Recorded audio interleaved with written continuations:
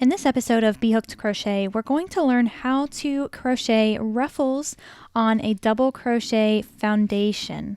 So what you're going to need for this tutorial is some type of double crochet work. You can either work in the round, which is what I'll be demonstrating in the video, or you can have just a double crochet square swatch.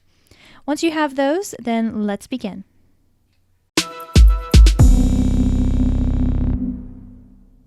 Something really neat that you can do with your crochet is add a ruffle for some accent, either edging or just some other type of design element. Now here I'm demonstrating how to do the ruffling on the mermaid tail pattern that is available at BHookedCrochet.com, but know that you can use this technique for anything. So specifically I'll be teaching you how to do this in the round, but you can use the same exact technique to add ruffles to a flat piece as well. So here you can see an example of the ruffled border that we're going to be doing.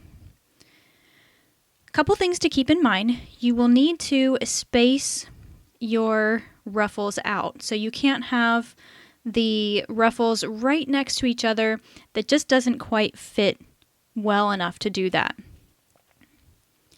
The other thing that you'll notice is that our double crochet stitch here is working as our framework for the ruffles, and that's actually really important. You could potentially get away with using a half double crochet stitch.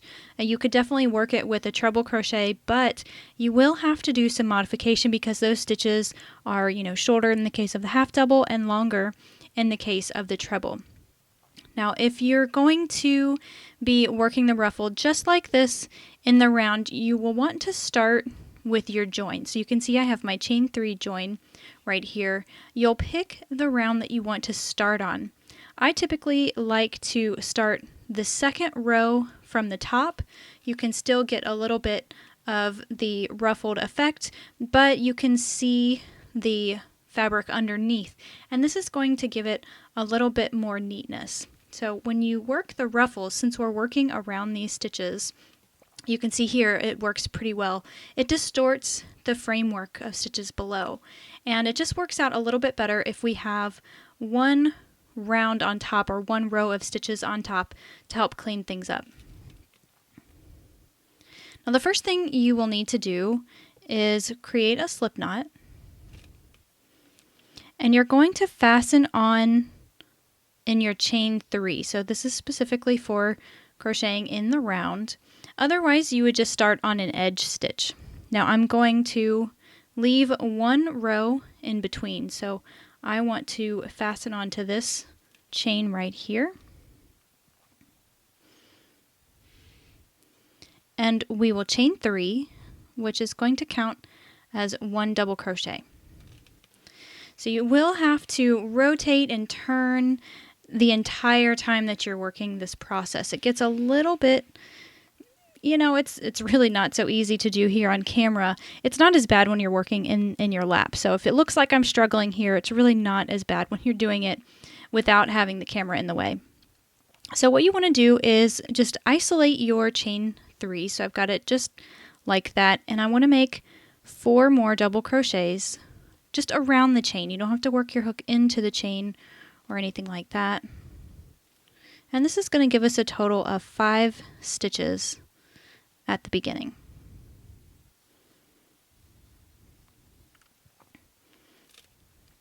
So what we've done is we've worked down, right? So we are now going to work over in this direction here. And what you'll want to do is locate the very next double crochet. So this is the double crochet that's right next to my chain 3 that I just worked this group of stitches on. And you'll need to find the piece that's right in between. So it's actually the stitch from the row below where you're working on.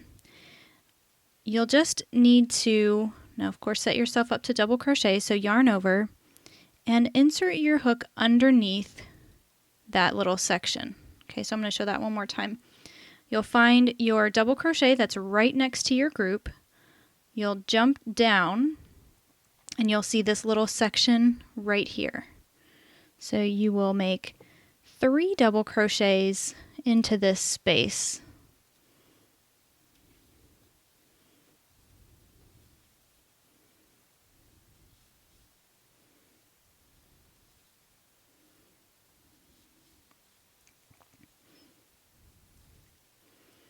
Okay, so now what we've done is we've worked down and we've worked over.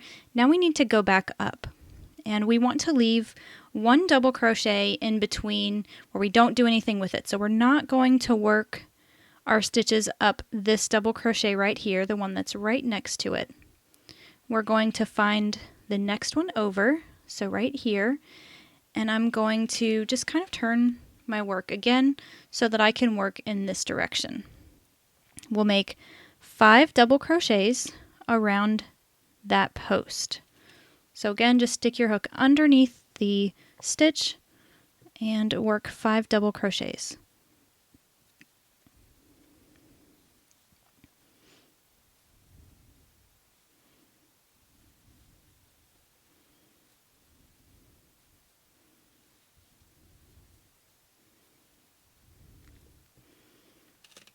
All right, now if we take a look at it, we've gone down, we've gone over, we've gone up, and now we want to go back over. So we're looking at our framework once again. This is the double crochet that's right next to where my group was. I'm not going to do anything with that, but I want to locate, again, that little piece of yarn that's in between this round and this round. So you can kind of see it right here. That's where we're going to work 3 more double crochets.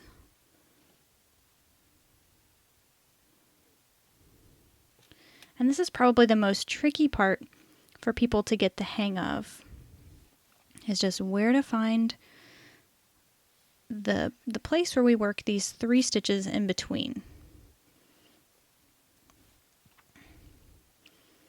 All right, now we've gone down, over, up, over, and we're just going to repeat. So now we're going to work down again.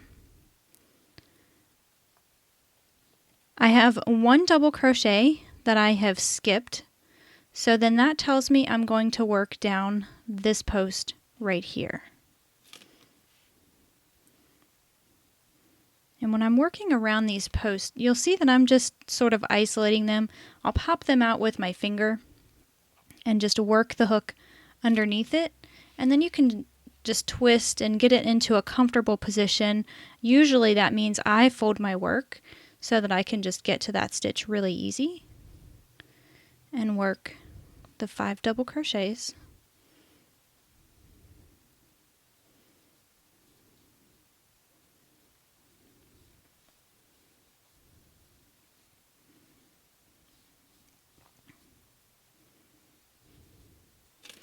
All right, and so from there we would just repeat. So it doesn't really look like much until you get a little bit going. Like you can see here, the ruffles are taking shape nicely.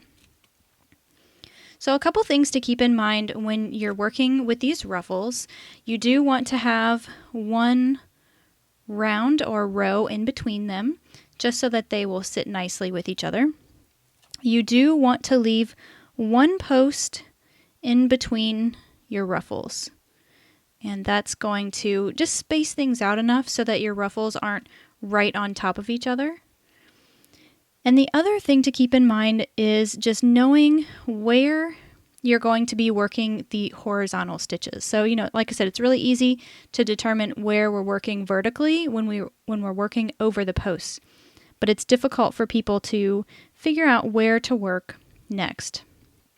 So again, you'll just isolate that area that's in between the round or the row that you're working on and the round or the row below. That little section right here. That's where you're going to be working your horizontal stitches. So what I'm going to do is just finish crocheting up this round, and when we meet back up, I will show you how to fasten off here at the end.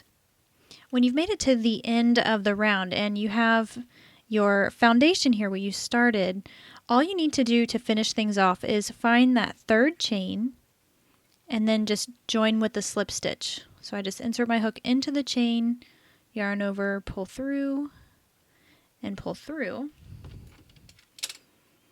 And then we can trim the tail and then pull that through the loop on our hook.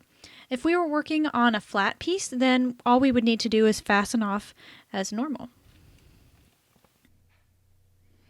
That wraps up our demonstration on how to crochet ruffles onto double crochet stitches.